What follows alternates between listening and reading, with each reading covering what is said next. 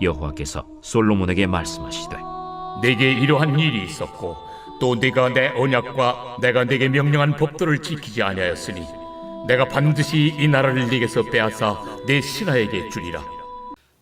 열왕기상 11장은 솔로몬이 이방 여인을 사랑하고 그 이방 여인들이 가지고 온 신들을 따름으로 하나님 앞에 죄를 범하는 내용입니다.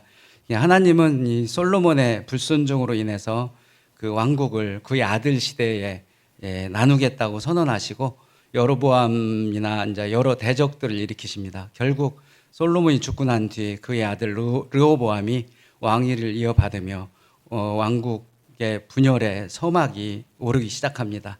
그 중에서 오늘 본문 11절은 솔로몬이 언약을 어기고 우상을 숭배한 죄로 하나님께서 그의 나라를 찢어서 다른 이에게 주겠다고 선언하는 대목입니다. 사랑하는 성도 여러분, 저는 몇 달 전에 저주를 축복으로 바꾼 레위 지파라는 제목으로 여러분과 말씀을 나눈 적이 있습니다. 그래서 구약 성경에서 저주를 축복으로 바꾼 이야기가 있다면 축복을 저주로 바꾼 이야기는 없을까 하고 사실 한참 전부터 찾아보다가 어렵지 않게 그 축복의 그 대명사인 솔로몬을 떠올리게 되었습니다. 마침 담임 목사님 새벽 설교도 요즘 열왕기서 솔로몬 이야기에 접어들었습니다. 그 목사님 이제 가라사대 신앙적으로 아주 개판을 친 솔로몬이라고 하셨습니다. 이 솔로몬의 실패에 대하여 축복을 저주로 바꾼 솔로몬이라는 제목으로 여러분과 함께 나누고자 합니다. 여러분, 성경에는 놀라운 축복을 경험한 많은 인물들이 있습니다. 그 중에서도 단연 독보적으로 솔로몬의 축복이 매우 특별하고 많다고 저는 생각합니다. 그가 받은 축복은 첫째로 다윗의 아들로 태어났죠. 그런 택함을 받았다는 축복이 있고, 또 열왕기상 3장에 나오는 그 일천번제를 드리는 대목에서 하나님이 원하는 것이 무엇냐고 물어봤을 때 자기 개인의 유익을 구하지 아니하고 백성을 다스리는 데 가장 필요한 지혜를 구했던 그 솔로몬이 하나님은 너무 예뻐서 그에게 부와 영광까지 같이 주셨습니다. 그로 인해서인지 실제로 그 솔로몬의 통치 시대는 많이 그 평화로웠고 실제로 많은 번영을 누렸었습니다. 또한 솔로몬의 축복의 내용 중에 또 빼놓을 수 없는 것이 성전 건축이죠. 하나님의 이름을 두기 위해서, 여호와의 궤를 두기 위해서 하나님은 그 솔로몬을 사용하셔서 성전을 건축하고 예배를 새로 회복하셨습니다. 그렇다면 하나님이 솔로몬에게 이런 엄청난 선물을 주신 이유가 뭘까요? 이것도 뭐 우리가 다윗과 솔로몬의 이야기에서 숱하게 많이 들어왔던 내용이라 간략히 정리를 해본다면 먼저는 다윗의 언약을 들을 수가 있죠. 사무엘 하에 나오는 그 7장에 나오는 그 다윗 언약입니다. 이게 내 아들 중에 하나를 세우고 왕으로 세우고 그 나라를 견고하게 하리라라고 하나님께서 다윗에게 약속했던 다윗 언약이 솔로몬과 그 뒤를 이어서도 면면이 흐르는 걸 볼 수가 있습니다. 또한 솔로몬의 그 초기 신앙, 아까 말했듯이 겸손하게 하나님께 지혜를 구했던 그 모습이 그 하나님이 보셨을 때는 참 예뻤던 것 같아요. 그래서 그보다 더 큰, 원래 계획했었는지는 전 모르겠지만 그보다 훨씬 더 큰 많은 축복을 허락하셨습니다. 또한 하나님이 축복을 또 준 그 이유 중에 하나는 성전 건축을 통해서 하나님의 자기의 이름을 두시고자 하는 그런 하나님의 영광의 도구로 솔로몬을 사용하고자 하나님께 작정하셨다는 것입니다. 마지막으로 네 번째 그 축복의 이유는 그 멀리 창세기의 아브라함의 축복까지 올라가서 이스라엘을 복의 통로로 사용하시겠다는 하나님의 그 어떤 경영을 바라볼 수 있습니다. 그래서 솔로몬을 통해서 가장 번성한 시기를 솔로몬한테 누리게 하신 하나님의 그 언약을 충실히 지키시는, 신실하게 지키시는 하나님의 모습을 바라볼 수 있었습니다. 그러나 이제 이러한 위대한 왕도 결국은 하나님의 심판 아래 놓이게 되는데 이렇게 축복으로 시작된 하나님의 그 솔로몬의 인생이 하나님의 그 저주로 끝나게 되는 그런 이유가 있는데 그 이유를 살펴보기 전에 이 축복의 그 성격에 대해서 살펴보면 솔로몬에게 이 주어진 축복은 사실 솔로몬의 어떠한 공로도 없는 온전히 하나님께서 그냥 선물로 주신 그런 축복이라는 특징이 있고 또 하나는 이게 조건적 축복이라는 것입니다. 열왕기상의 이제 9장을 바라보면 9장은 솔로몬이 이제 성전과 왕궁을 건축한 뒤에 그 하나님께서 나타나셔서 솔로몬에게 몇 가지 그 축복을 주면서 축복의 조건을 거는 내용입니다. 첫 번째 나타나셨을 때 시간 간격은 한 20에서 한 24년 정도의 갭이 있었다고 생각되어지고요. 이때 그 축복의 조건을 간단히 정리를 하자면 내가 만일 내 아버지 다윗처럼 내 법도와 명령을 지키게 된다면 이스라엘 위에 내 왕위를 영원히 견고하게 하리라라는 그 조건을 하나님께서는 붙이십니다. 그 이어서 바로는 이제 경고의 말씀을 하시는데 너희가 만일 돌이켜 다른 신을 섬기면 내가 이스라엘을 끊어버릴 것이요 내가 거룩하게 구별한 성전이라도 버리겠다라는 아주 불순종 시의 심판까지 하시겠다는 그런 조건적 축복을 말씀하시고 있습니다. 이처럼 그 축복은 그때나 사실 지금이나 항상 조건적이고 불순종 시 언제든지 돌이키고 파기할 수 있음을 우리가 명심해야 할 것입니다. 그렇다면 오늘의 본론인 그 솔로몬의 그 저주의 하나님의 저주의 그 이유가 무엇인지 좀 살펴보겠습니다. 오늘 본문 11장 11절에서 아까 두 번 읽으셨잖아요.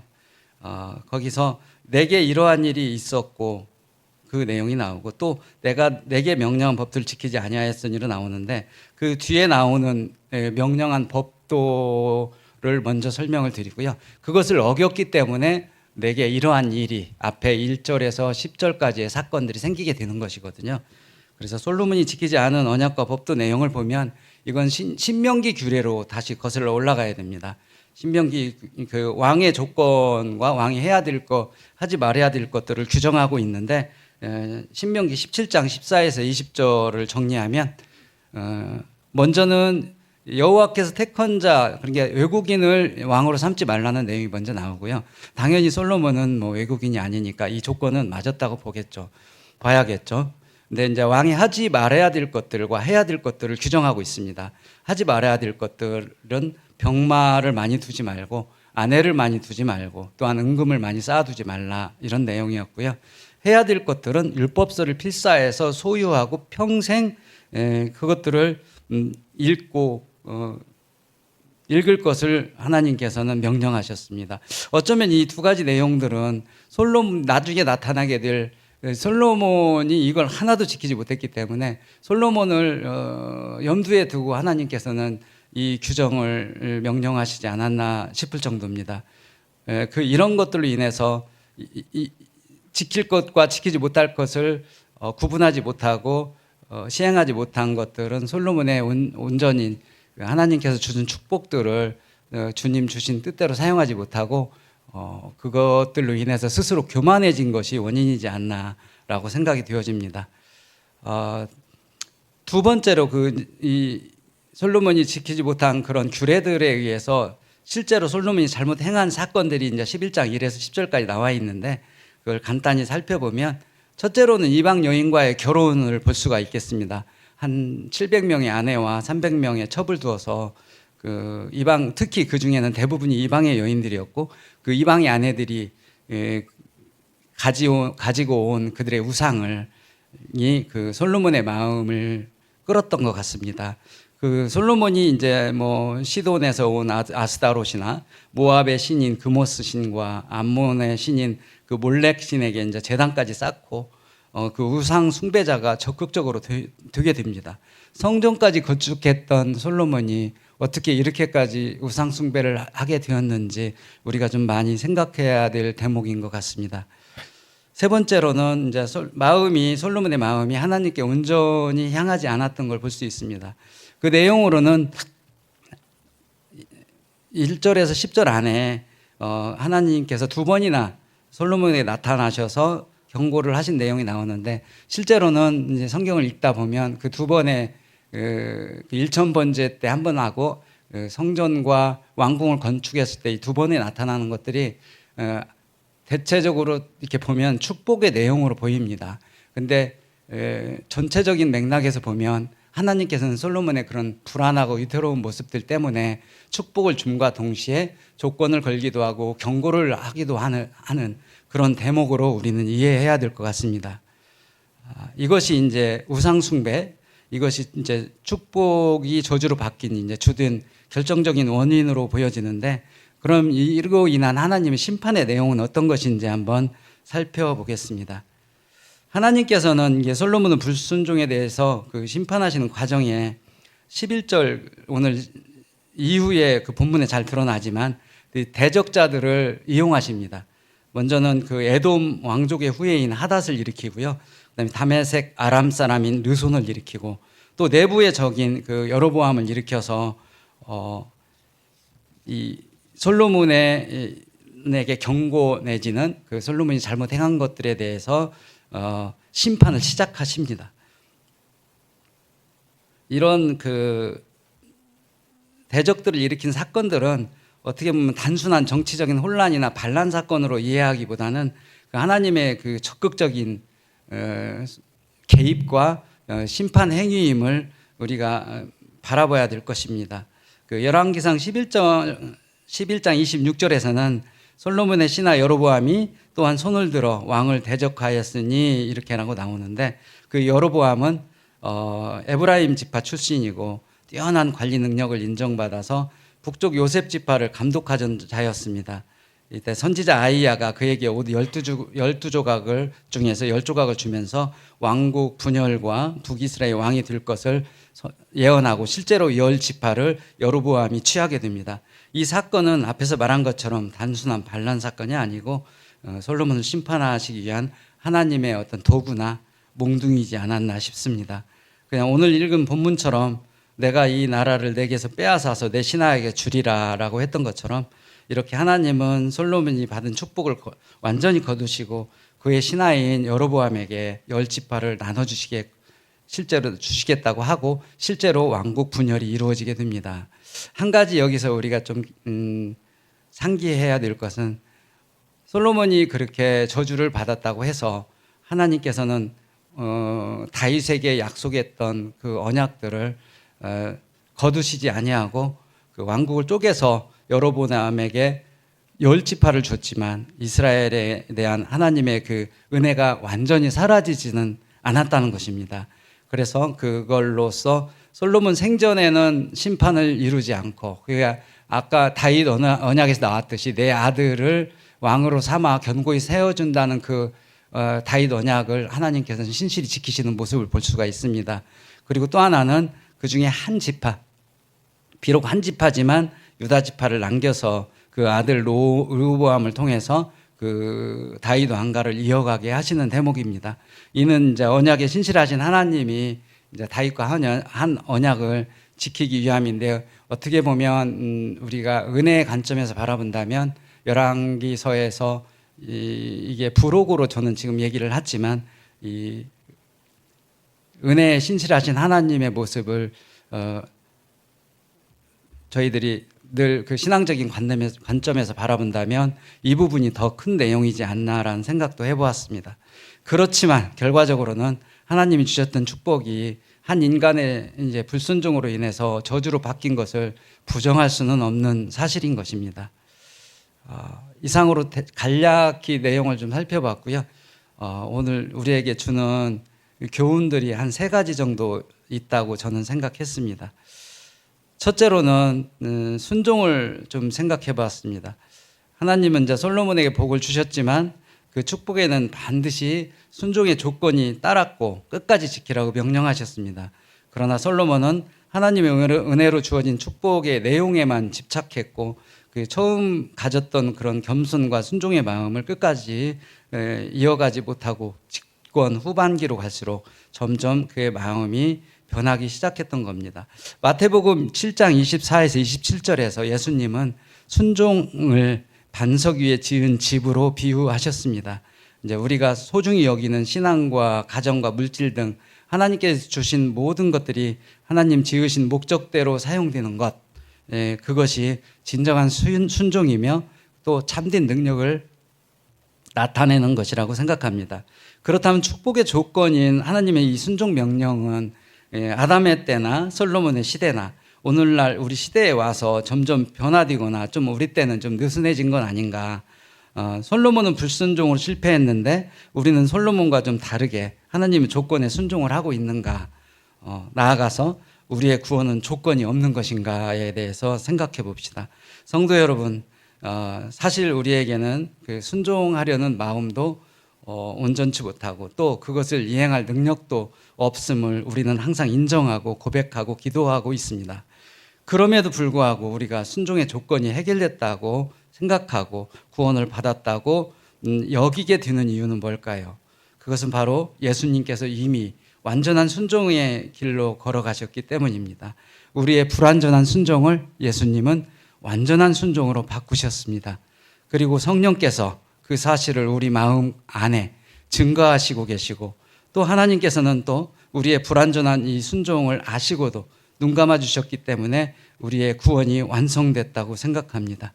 우리는 이 삼위일체 하나님의 구원 사역을 믿기만 하면 된다는 것, 이것이 바로 복음의 핵심이 아니겠습니까? 둘째로는 우리가 이제 여기서 얻을 수 있는 교훈의 둘째로는 우상에 대한 이야기입니다. 하나님께서 솔로몬에게 주신 지혜와 부와 번영, 성전 건축 이런 것들은 원래 하나님의 영광을 위해서 사용되어야 했습니다. 그러나 솔로몬은 이 축복들을 그 목적대로 사용하지 않고 오히려 이것들을 통해서 자신의 권세를 확장하고 병거와 마병을 두고 이방 아내들을 대거 받아들이고 은금을 많이 모으는 자기의 위엄을 과시하는 일을 했습니다. 겉으로는 하나님의 성전을 세우고 제사도 드리는 것 같았지만 그의 마음은 점점 하나님에게서 멀어졌고 이방 아내들이 들여온 그 우상들에 빠져서 하나님보다 아내들을 더 사랑하고 그 신들을 섬기기에 이르릅니다. 이는 하나님의 진노를 일으키는 결정적인 이유가 아닌가 생각합니다. 이런 솔로몬에게 아내들이 이렇게 있었던 우상처럼 있었던 것처럼 오늘 우리의 삶 속에서도 하나님보다 더 의지하고 집착하는 것이 있다면 그것이 바로 우리의 우상이 아니겠습니까? 마태복음 6장 24절에서 예수님은 하나님과 재물을 겸하여 섬기지 못한다고 말씀하셨습니다. 그것이 물질이든 명예든 자녀든 심지어 신앙의 어떤 형태일지라도 하나님보다 앞선다면 그것은 하나님과의 관계를 무너뜨리는 치명적인 씨앗이 될 겁니다. 우리는 날마다 우리의 마음이 어디를 향하고 있는지를 수시로 점검해야 될 것입니다. 셋째로 그 회개에 대해서 생각해 봤습니다. 솔로몬이 그 생애 말년에 진심으로 회개했는지는 성경에 명확히 나오지 않습니다. 전도서에 약간 그 회개의 흔적이 엿보이긴 하는데 분명한 회개의 고백이나 행동은 기록되어 있지 않습니다. 그는 이제 하나님의 말씀을 두 번이나 직접 듣고도 돌이키지 않고 결국 오늘 본문 11절처럼 나라가 쪼개지는 무거운 심판을 피하지 못했습니다. 그러나 여러분, 우리에게는 아직 기회가 있습니다. 지금 이 순간에도 하나님은 우리 마음을 두드리시며 돌아오라고 말씀하십니다.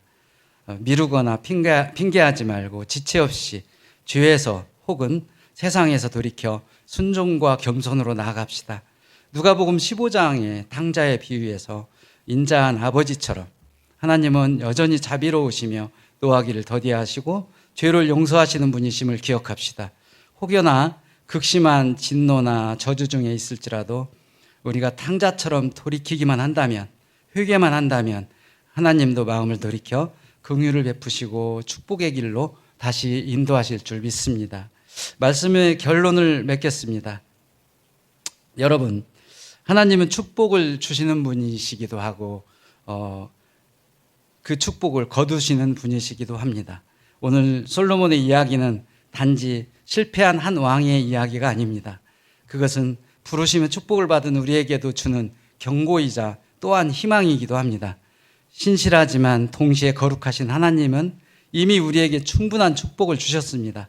주신 축복을 저주로 바꾸지 않도록 늘 깨어 있으면서 겸손과 순종으로 나아가셔야 될 것입니다. 기도하겠습니다. 기도하고 주기도문으로 마치겠습니다. 하나님, 우리에게 주신 축복을 당연한 것으로 여기지 않게 하소서. 솔로몬처럼 하나님의 말씀을 소홀히 하여 복이 저주로 바뀌는 일이 없게 하시고, 레위 지파처럼 언제든지 죄에서 돌이켜 회개하고 주님의 편에 서는 믿음을 주소서. 하나님, 맥주 감사 연합 예배 및 전교인 체육대회를 은혜롭고 풍성하게 치르게 해주심에 감사를 드립니다. 부족함과 서운함은 말끔히 없애주시고 받은 감동과 은혜만이 오랫도록 가슴에 남게 하소서. 장마와 무더위 중이지만 공동체와 개인을 향한 하나님의 뜻을 잘 분별하고 순종하여 받은 축복을 빼앗기지 않고 지키고 누리게 하여 주소서. 교회와 가정과 일터가 축복의 통로임과 동시에 순종의 현장임을 늘 생각하며 살아가게 하소서. 멀리 낯선 곳에서 MT 중인 소풍의 모든 교역자들을 축복합니다. 그들이 흘린 땀과 눈물의 기도가 우리 신앙을 안전하게 하고 받은 축복을 지키게 하는 줄 믿습니다. 돌아오는 발길 지키시고 서로 드리는 중보의 기도를 주님 연락하여 주소서. 예수님 이름으로 기도합니다.